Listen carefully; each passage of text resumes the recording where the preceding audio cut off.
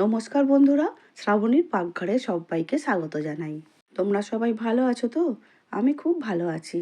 আজকে যে রেসিপিটা তোমাদের সঙ্গে শেয়ার করব সেটা হচ্ছে পাউরুটি দিয়ে মিষ্টি। না, একদম রসে ভরা মিষ্টি নয়, তবে দেখো আমি কিভাবে বানাচ্ছি। প্রথমে পাউরুটিগুলোকে নিজের ইচ্ছা মতো একটু শেপ দিয়ে নিচ্ছি।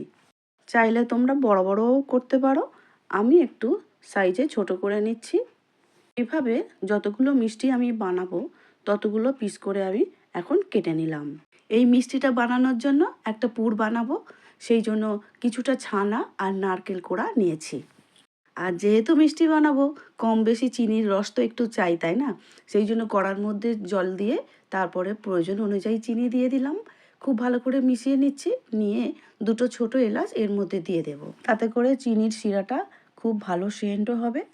গ্যাসের জল না কমিয়ে খুব ভালো করে ফুটিয়ে শিরাটা একদম তৈরি হয়ে গেছে। আমি একটু দেখিয়ে দিচ্ছি, দেখো একটু চটচটে শিরা বানানো হয়ে গেছে। আর কিন্তু ফোটানো যাবে না, এরপরে ফোটালে জমাট বেঁধে যাবে। চিনি শিরাটা ঢেলে কড়া পরিষ্কার করে ফিরে এলাম। কড়ার মধ্যে আবারও বেশ খানিকটা ঘি দিয়ে দিয়েছি। তোমরা যদি চাও সাদা তেলেই পাউরুটিগুলো ভেজে নিতে পারো, কারণ পাউরুটি ভাজতে গেলে কিন্তু প্রচুর তেল টেনে নেয়। আর সেই জন্যই আমি বলছি, যদি সাদা তেলে ভাজতে পারো তাতে কোনো অসুবিধা নেই। ঘি দিয়ে ভাজলে কি হয়, সেন্টটা খুব ভালো হয় আর খেতে তো ভালো হবেই। এবারে আমি পাউরুটিগুলো যতটা জায়গা কড়াই ধরছে এইভাবে ভেজে নিচ্ছি। একটু লাল লাল করে ভাজলে ভালোই হতো, কিন্তু আমি আর পুরোপুরি লাল লাল করে ভাজছি না। মোটামুটি কালার এসে গেছে, দেখতেই পাচ্ছ। এবারে পাউরুটিগুলোকে তুলে নিচ্ছি। পুরের জন্য ছানা আর যে নারকেলের কোড়াটা রেখেছিলাম সেটা কড়ার মধ্যে দিয়ে দিলাম। হালকা ঘি ছিল কড়াতে, সেই অবস্থায় আমি দিয়ে দিয়েছি এর মধ্যেই।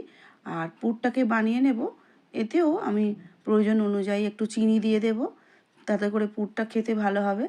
সেই জন্য এবারে চিনিটা সম্পূর্ণ তোমাদের ওপর নির্ভর করবে, তোমরা কতটা মিষ্টি খেতে ভালোবাসো।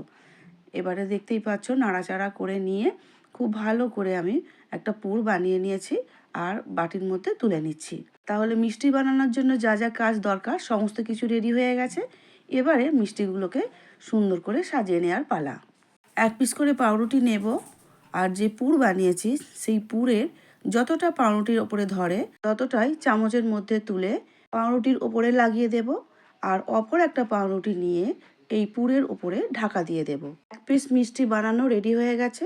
আর এইভাবে আঙুল দিয়ে একটু চেপে দেবে, বুড়ো আঙুল দিয়ে, তাহলে দেখবে এটা আর খুলবে না।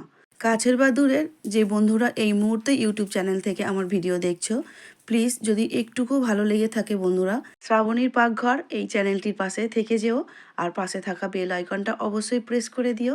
আর যে বন্ধুরা আমার প্রতিদিনের ভিডিও দেখছো, লাইক কমেন্ট করছো, তাদেরকে ধন্যবাদ দিয়ে ছোট করব না। আমার বুক ভরা আন্তরিক ভালোবাসা সব সময় তোমাদের জন্য আছে। এবারে যে চিনির শিরা বানিয়েছিলাম এই প্রত্যেকটা মিষ্টির মাথায় অল্প অল্প করে দিয়ে দিচ্ছি। বললে বিশ্বাস করবে কি জানি না বন্ধুরা, অসাধারণ খেতে হয়েছিল এই গরম গরম মিষ্টি। বাচ্চা ভোলানোর জন্য তো এই মিষ্টিটা একদম পারফেক্ট। তাহলে আজকের মতো আসছি, ভালো থেকো সুস্থ থেকো সবাই। আমার ভিডিওটা দেখার জন্য অসংখ্য অসংখ্য ধন্যবাদ।